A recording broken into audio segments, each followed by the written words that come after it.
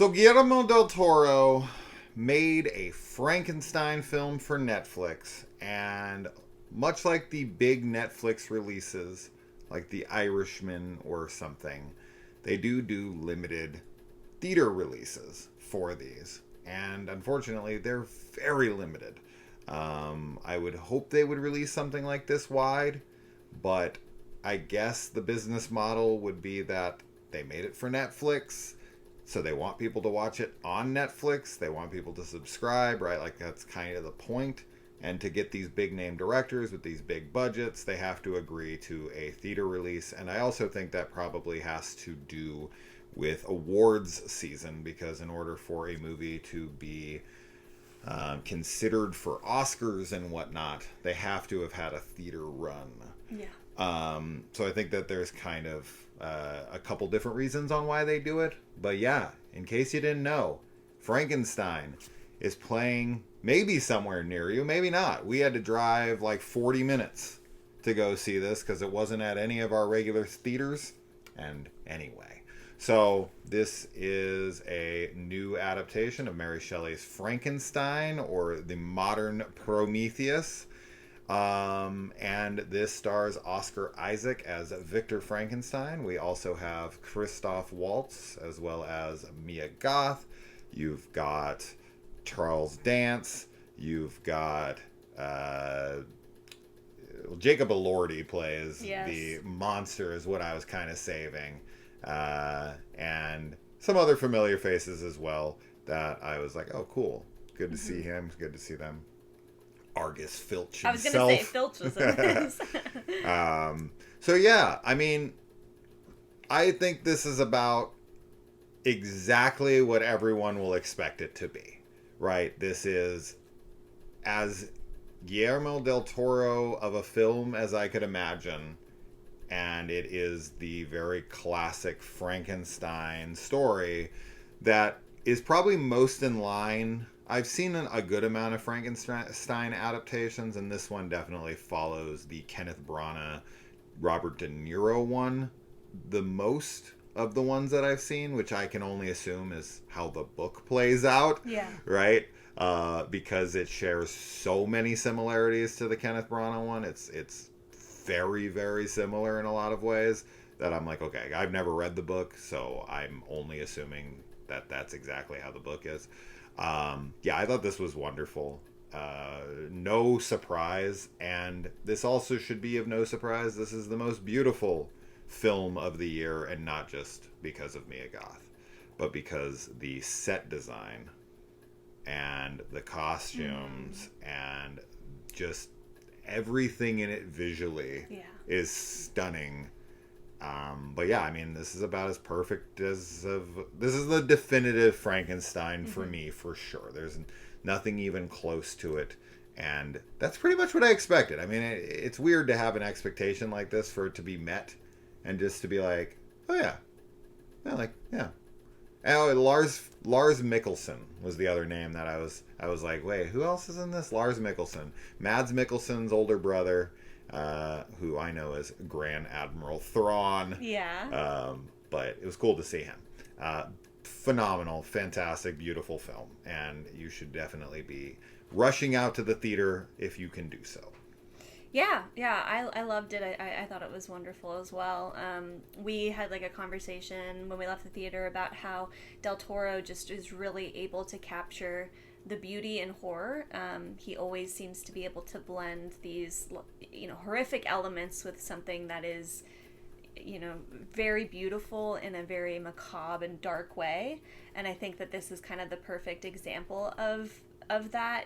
The gothic nature of the story really, really shines through here.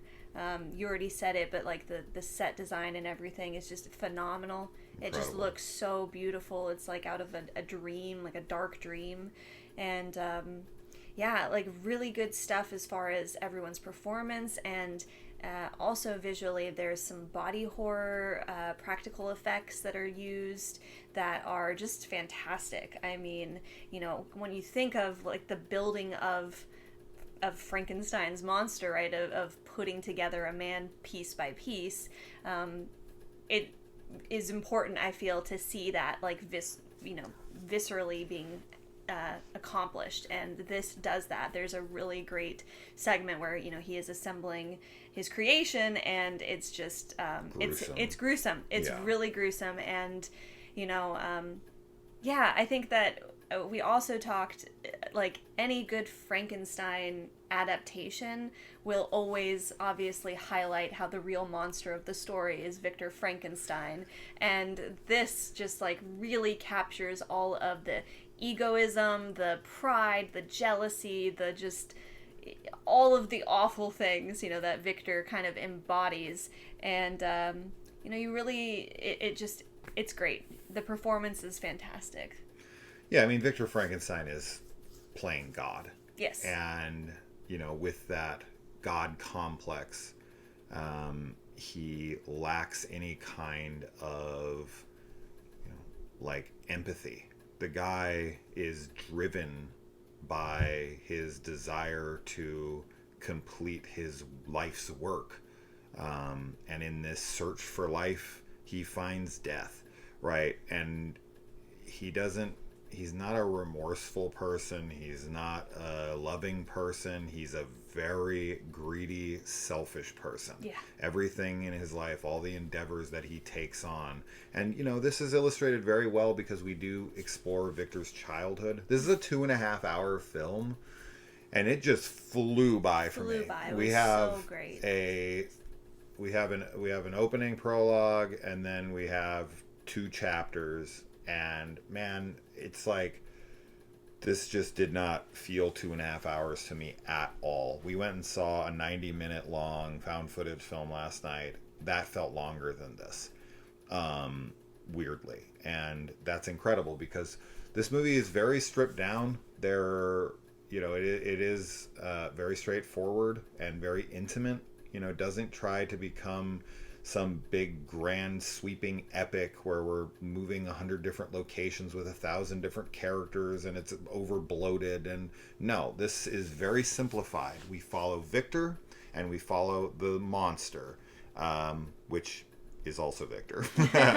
But yeah, I mean, you feel terrible for the monster, as you should. This cobbled together freak show character that's so broken inside. And as I told Kaylee, like, they're perfect mirrors of each other, right? Victor and the creature, the monster. Victor's this, it's played by Oscar Isaac. He's this very good looking, beautiful man on the outside who seems brilliant and, passionate and exciting, and everyone thinks he's so wonderful, but inside he's decrepit and fucking void of humanity, right? And the creature is the exact opposite of that. He's this very scarred, broken looking creature on the outside that everyone fears, but internally he's pure peace. And I think that's where it brings us to Mia Goth's character, which is like the kind of moral center of the film. Yeah. And she's the one pushing back on Victor. When we first met her in this movie, this is actually probably the most different Mia Goth performance I had ever seen from her. She didn't feel like Mia Goth that I know at all. And I love that about it. And she kind of morphed into somewhat of a typical Mia Goth towards maybe the end, but regardless, I thought her character brought a lot to the story, and I thought she played it beautifully. Christoph Waltz is this financial backer that gives him every bit of his money that he possibly can for an inevitable favor. And their relationship is quite good. And yeah, just visually, I mean, that's really, I think the movie is kind of firing on all cylinders. I felt the emotion of the film. I felt the beauty of the film. I felt the horror of the film. There's things that are so macabre. Yeah. Yeah, all of it. And there's some really, really upsetting stuff with the, like, precursors to the creature stuff Yes. that he is like The experimenting on. experimentation. That shit was Yeah. highly upsetting. Yes. I was like, Yes. holy 'Cause, fuck, this you guy know, is an absolute monster. right, because part of that is that this mad scientist character that is Victor Frankenstein, views the human body as like a problem to solve and like the machine that it is. So all of those, experiments and even, the creature, he dehumanizes. Yeah, it's like working on a immensely. car. When right? he creates him, he refers to him by it. He says it, the thing, like it's not a person, it's a something. And obviously Frankenstein's like, I'm a someone. But yeah, it's like working on a car. I am not an animal. Yeah. And like that is it is very macabre and very dark because for a lot of people that's the part of the fear of dying, right, is that your body is obviously lifeless without your spirit to animate it, without your life to be moving it around. It is just essentially a broken machine. And there's a darkness and a fear to that. I think that obviously Mary Shelley, this is such a classic timeless tale that I 100% believe will just withstand the test of time going forward, even because nothing really captures that the desire for man to conquer death and to end death like this story really seems to do and resonate for so many people. And also just to quickly touch, like the makeup effects on the monster are awesome. I really like the look that they went with. I think that Jacob Elordi gives a phenomenal performance. His physicality is really, really good. His voice, everything. I mean, yeah, totally unrecognizable. He's still probably going to be called like the hot Frankenstein or whatever. But he does a really fantastic job. So, yeah. Yeah. Yeah, I love it. I think that everybody should be looking forward Absolutely. to it. The film that I would liken it to the most in his filmography, just visually, would be Crimson Peak. Mm-hmm. I think that is the most in line. Very gothic. The sets are just large and extravagant. Very ornate and... These, the costume design is very of the times, but like hyper visual. And I love the inclusion of his childhood and kind of what creates Victor. Like we kind of get to see not only the monster, Victor's monster created, but the monster Victor created. Yes. Right. Yeah. Like we get to see his father kind of create the monster that is Victor, and it's just kind of like generational. It's passed down from one father to the next. Right. Right. And Frankenstein's monster is kind of like the one that's trying to break the cycle. Yeah. So yeah, just wonderful all around. Very wonderful. Definitely watch it. Yeah. I don't know. I am a bit bummed because I feel like we went to this opening day. I talked to the guy at the front desk, and he had told me that the first showing had about 7 people, the second one had about 8 people, and then when we went to our next showing after that, there was 5 people, and that was including us. Yeah. There was one guy in front of us and 2 guys in front of him, and that was it. And I was like, I blame this on Netflix, and I blame this on not putting it like more wide, putting it in like an AMC and Harkins and all the big theaters around. It definitely deserves to be seen on a big screen. Oh, this should be on IMAX, Dolby. Just with how it looks, but obviously, I mean, if you get to watch it at home, please do watch it, of course. But yeah, I agree. I think it should have been like a wide theatrical release. It's definitely a shame that it hasn't gotten that. They put I don't even know what the budget on this movie is, but I'm gonna guess I wouldn't be surprised if it was $200 million.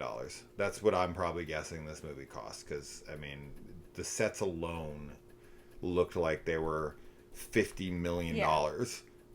They were crazy beautiful, and as you said, he just finds beauty in the darkest places, right? There's this body, and you've seen images probably if you've looked up anything about this movie, but there's this body that's kind of in the fetal position. Oh my gosh. That's been cut apart, and he's experimenting on, and that just visually that is so stunning. The way that the monster's chamber and like the chess piece and everything that he puts on him to bring him to life, and the tower that he uses to create him in, and all of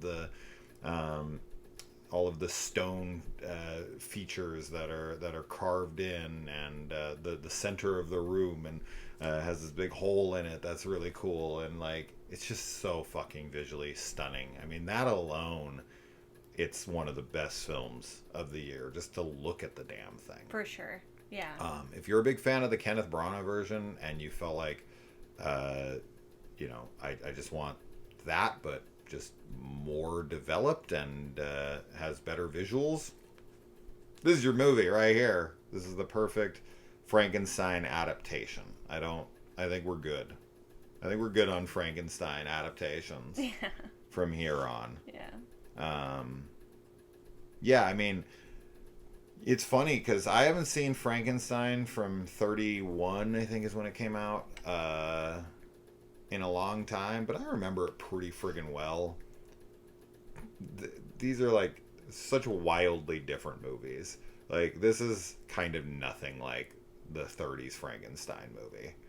Like, there's definitely obviously similarities, but they're told so differently. Like, this monster is so different than Karloff's. They're not even remotely resembling one another in any way, shape, or form. So I know that's kind of like the gold standard, thought of Frankenstein. Anytime anybody thinks about Frankenstein's monster, that's what they think of. But for me, it will now always be, this film is the definitive Frankenstein, for sure. Yeah. But that's me. I'm not a classic Universal Monsters lover. Yeah. Right. So that's that.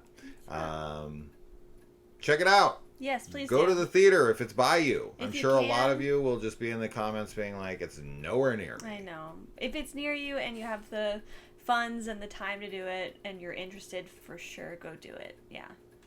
Yeah. It's better to see in the theater than at home, I think. This one is, Yeah, it's a big, heavy contender for the tops of the year. Absolutely. So absolutely, definitely get out. And this has been a fucking another incredibly stellar year, in my opinion. Totally. Yeah. I've watched, I think this is like 217, 218 movies in the horror genre. I saw somebody that was like, I know. This was supposed to be your slow year. And I was like, right?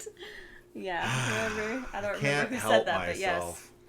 Well, we are we're off to go watch another movie. We're going to finish a Tubi movie, and then we're going to the theater to see another movie. That's okay. We love watching movies, obviously. Yes.